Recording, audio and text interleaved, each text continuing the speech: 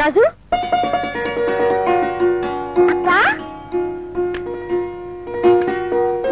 రాజు అక్క ఏమిట్రా ఇది? లాటరీ టికెట్లు అమ్ముతున్నావా? అవునక్క.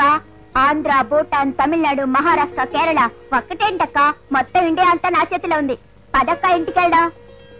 అక్క లక్ష్మి అక్క ఎందుకమ్మ కన్నీళ్ళు? ఈ అక్క వచ్చేసిందిగా, ఊరుకో. అయినా నాతో ఒక మాట చెప్పి రావచ్చు కదా, ఎందుకు ఇలా వచ్చేసారు? మీకేమైనా అయితే? అదేమిటమ్మా, మేమంతా లేవు. కష్టంలో ఉన్న పిల్లలు చూడగానే జాలేసింది. ఎలాగూ ఇల్లు ఖాళీగా ఉంది, ఇందులో ఉండమన్నామమ్మా. విషయం తెలిసిన తర్వాత నేనే గట్టిగా చెప్పి నీకు ఉత్తరం రాయించాను. ఏ బంధం లేకపోయినా మీరు వెళ్ళి చేరదీశారంటే నేను బిడ్డల్ని కన్నదానేనమ్మా. ఇక నీకన్నీ బాగా జరుగుతాయి. వెళ్ళొస్తానమ్మా. మంచిది. రాజు, నీకు కాళ్ళు లేకపోయినా ఇంత చిన్న వయసులో ఎన్ని బాధ్యతలు మోస్తున్నావురా? అదేంటక్క, చిన్నకేమో అగరత్తులు తయారు చేసి అమ్ముతుంది, రాము ఏమో టికెట్లో పనిచేస్తున్నాడు. అక్క, నేను రోజుకి 5 రూపాయలు సంపాదిస్తున్నానక్క. పెద్ద సంపాదించావులేవా, నేను రోజుకి 25 రూపాయలు సంపాదిస్తున్నానక్క. అక్క, నేను సంపాదించి 5 రూపాయలు తీసుకొచ్చి చిన్నక్క చేతికి ఇస్తున్నాను. కానీ వీడు 25 రూపాయలు సంపాదించి 10 రూపాయలే ఇస్తున్నాడు. మిగతా డబ్బులు ఏం చేస్తున్నాడో చెప్పట్లేదు. నువ్వు అడగక్క. ఏరా, రాము చెప్పింది నిజమేనా? అంత పెద్దవాడైపోయారా? నీకేంట్రా అంత ఖర్చు? మిగతా డబ్బంతా ఏం చేస్తున్నావు? చీటీ కడుతున్నానక్క. చీటీ ఎందుకురా? అక్క, కొత్తగా పెళ్ళైన ఆడపిల్లని పుట్టింట్లో తొలి పండక్కి పిలిచి కూతురికి అల్లుడికి కొత్త బట్టలు పెడతారు. నాన్న నిన్ను బావని పండక్కి రమ్మని పిలుస్తూ ఉత్తరం కూడా రాశారు. కానీ అనుకోకుండా పోయారు. అక్క, నేను కుంటివాణ్ణి కావచ్చు, కానీ నీకు తోడబుట్టిన వాణ్ణి. నీకు జరగాల్సిన అచ్చటా ముచ్చటా జరపవలసింది నాన్న తర్వాత మేమే కదక్క. అందుకని ఈసారి పండక్కైనా నిన్ను బావని పిలిచి కొత్త బట్టలు పెట్టాలని చీటీ కడుతున్నానక్క.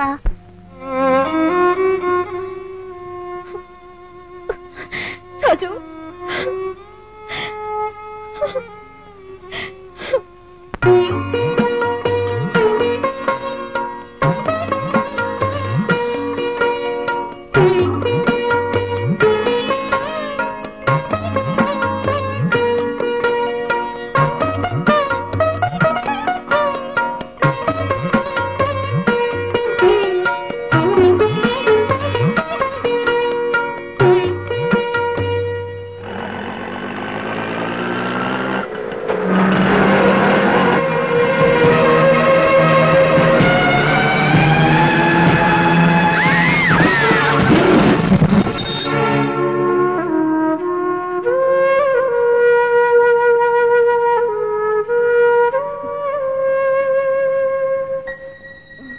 కాసేపు బయట కూర్చో పాప. డాక్టర్, నా కడుపులో నొప్పిగా ఉంది. యాక్సిడెంట్ లో నీకు అబార్షన్ అయింది.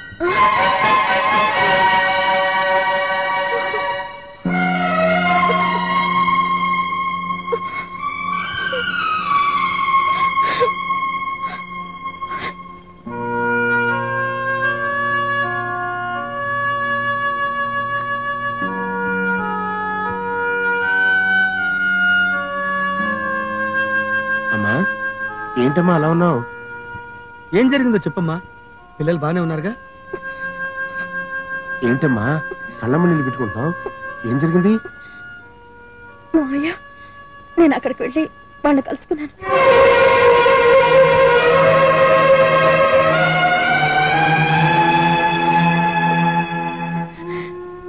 నేను ఊరు వెళ్తానంటే వద్దన్నారు మీ అబ్బాయి. అయినా ఆయన మాట వినకుండా వెళ్ళాను. ఇప్పుడు జరిగిన విషయాన్ని ఆయనకి నేను ఎలా చెప్పగలను మావయ్య? చూడమ్మా, తొందరపడి ఈ విషయాన్ని బయట పెట్టమాక. నీ ఆయన సంగతి అట్టుంచు. పొర్రపాటుని ఈ విషయం మీ అత్తకి తెలిసిందనుకో, పిచ్చికొక్కలాగా గంతులు వేస్తుంది. నువ్వేం జరగనట్టే ఊరుకోమ్మా. టైం చూసుకుని బావకు అన్ని విషయాలు మేము చెప్తాం కదా. అవునమ్మా, వెళ్ళి విశ్రాంతి తీసుకో.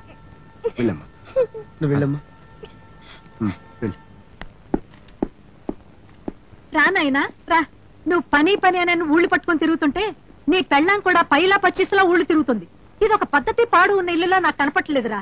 ఎవరిష్టం వచ్చినట్టు వాళ్ళు వెళ్ళి రావడానికి ఇదేమన్నా హోటలా? ఏమిటమ్మా నువ్వు చెప్పేది? నువ్వు వెళ్ళొద్దని చిలక్కి చెప్పినట్టు చెప్పావా? ఆ మహాతల్లికి మొగుడంటే గౌరవం ఉందా? తన దారిని తను తుర్రును ఊరెళ్ళొచ్చింది. ఇలా అయితే నీ మర్యాద గౌరవం ఏమైనట్టు? సరేనమ్మా, అవన్నీ నేను మాట్లాడకనుకుంటాగా, నువ్వు ఊరుకో. అంటే ఏమిట్రా, నేను మాట్లాడకూడదంటావా? నాకు నోరు విప్పే హక్కే లేదంటావా? అమ్మా, నీకు ఎన్నిసార్లు చెప్పాను తన డెలివరీ అయ్యేంత వరకు తన మనసు కష్టపెట్టకుండా జాగ్రత్తగా చూసుకోమని. ఓ మై గాడ్, ఎంత చిత్రంగా ఉందిరా. ప్రపంచంలో ఇంకెవ్వరు బిడ్డల్లో కన్ననట్టు నీ పెళ్ళాం ఒక్కతే కంటున్నట్టు ఎలా మాట్లాడుతున్నావురా? పువ్వుల్లో పెట్టి చూసుకునే నీలాంటి భర్త దొరకడం దాని అదృష్టం, అచ్చోసిన ఆంబోతు లాంటి మీ నాన్న దొరకడం నా కర్మ.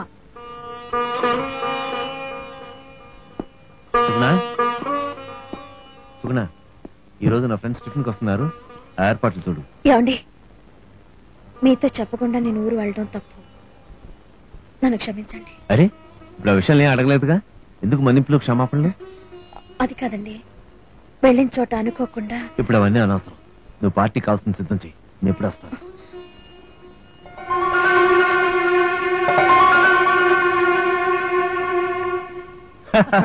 భలే జోకేశావరా.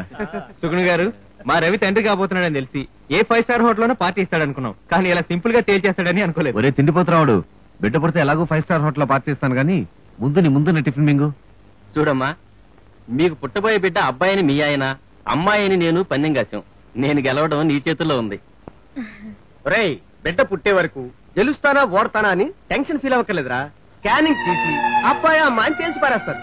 పన్నెండు డబ్బు ముందే తీసుకోవచ్చు. ఒరే డాక్టర్, ఒకవేళ అబ్బాయిని తెలిసినా అమ్మాయిని చెప్పి 1000 రూపాయలు నాకు వచ్చేది చేస్తే 500 రూపాయలు నీకు ఇచ్చుకుంటారా?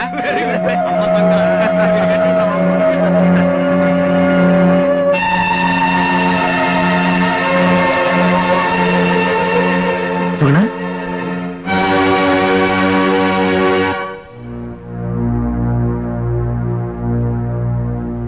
ఏమైంది? కళ్ళు తిరిగి పడిపోయింది అత్తయ్య. రవి, ఓసారి లేరా. రవి, ఓ బ్యాడ్ న్యూస్ రా. ఏంట్రా? నీ భార్యకి అబార్షన్ అయింది. అపార్షన్ అయిందా? దానికి తెలియకుండా ఎలా జరుగుతుందిరా? ఒరే రవి, మొట్టమొదటిసారిగా ఇంట్లో మనవడు పుడతాడని ఎంతో ఆశగా ఎదురు చూస్తుంటే ఇదే ఆశోపం రా. రవి, తను ఎందుకో భయపడి నీతో నిజం చెప్పుండకపోవచ్చు. ఇదేం పెద్ద ఘోరమైన విషయం కాదు. అనవసరంగా తన్నేమనుకో. మళ్ళీ వచ్చి చూస్తాను. సారీ రవి, ఇలా బ్యాడ్ న్యూస్ వినాల్సి వస్తుంది అనుకోలేదు. We are very sorry. వెళ్ళొస్తారా?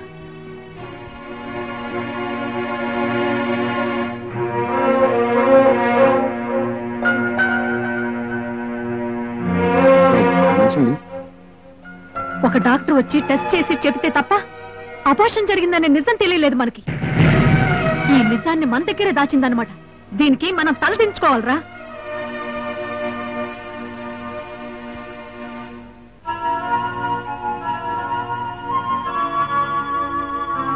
ఏమండి, నన్ను మన్నించండి. ఊరు వెళ్ళినప్పుడు ఆటోలో వస్తుండగా యాక్సిడెంట్ అయ్యి. ఇంకే మాట్లాడదు. నాతో చెప్పుకుంటా నువ్వు ఊరికి వెళ్ళావు, జరిగింది దాచిపెట్టిన నవ్వు మానేచ్చావు, నలుగురిలో నన్ను ఫోన్లు చేశావు. నేను కావాలని ఆ విషయం దాయలేదండి. అవునరా, వచ్చి రాగానే అమ్మాయి ఈ విషయం నీతో చెప్తాను అంది. తర్వాత చెప్పొచ్చని మేమే ఆప్ చేసాం. Shut up. అంతా కలిసి ఏకమై నాటకాలు ఆడుతున్నారు. ఒరే రవి, ఈ ఆటో యాక్సిడెంట్ ఇదంతా కట్టు కదరా. ఇది కావాలని అపార్షన్ చేయించుకున్నట్టుది. బిడ్డని కంటే తన చెల్లి తమ్ముళ్ళని పెంచుకోలేమోనన్న దురుద్దేశంతో ఈ పని చేసి ఉంటుంది. ఈ ఊళ్ళో అయితే అందరికీ తెలుస్తుందని చెప్పకుండా వాళ్ళ ఊరెళ్ళి పాపిష్టి పని చేసింది. అంత దారుణమైన నింద నా మీద వేయకండి. మా అమ్మ మీద ఒట్టేసి చెప్తున్నాను, ఇది నేను ఎవరి కోసమో చేసిన పని కాదు. నా కడుపులో బిడ్డ నేనే చంపుకుంటానని ఎలా అనగలుగుతున్నారు? నీ బుద్ధి తెలిసే అనగలుగుతున్నానే. ఆ రోజు నా కొడుకుతో నువ్వేమన్నావు? బిడ్డ పుడితే అంతా చస్తే అంతా అనలేదు. ఆ రోజు మాటల్లో అన్నావు, ఈ రోజు చేతల్లో చూపించావు. మీకు 4 పిల్లలున్నారు, మీరు కన్న తల్లి. కోపంలో బిడ్డను చావు అంటుంది తల్లి. అంత మాత్రాన వాడిని చావు మనా? ఉపమానాలు ఉదాహరణలు చెప్పద్దు. కడుపు తీయించుకోవాలనుకున్నావు, తీయించుకొని వచ్చావు. ఏమండి, మీ అమ్మగారు ఎలా మాట్లాడుతున్నారో చూసారా? దయచేసి ఆవిడ మాటలు మీరు నమ్మకండి. ఎవరిని నమ్మాలో ఎవరిని నమ్మకూడదో నువ్వు నాకు చెప్పక్కర్లేదు. ఇంత జరిగాక నిజం తెలుసుకోలేనంత మూర్ఖుని కాదు నేను. వద్దండి, మీరు కూడా అలా మాట్లాడకండి.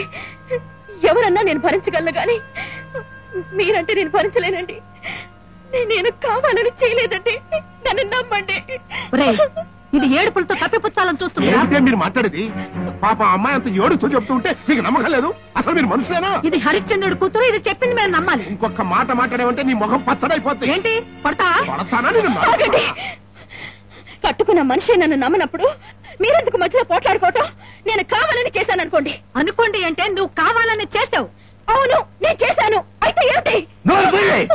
తప్పు చేసిన చలక భర్తకి ఎదురు సమాధానం చెప్తావే. అసలు నువ్వు ఇంట్లో ఉండాలి పిల్లలు. ఇది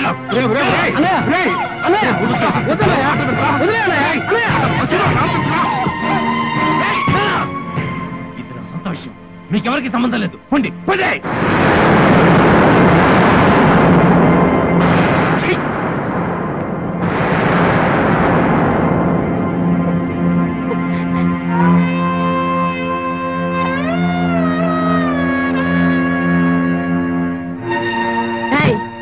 నీ పుట్టింటి నుంచి తీసుకొచ్చిన ఆస్తి పాస్తులు తీసుకొని పో.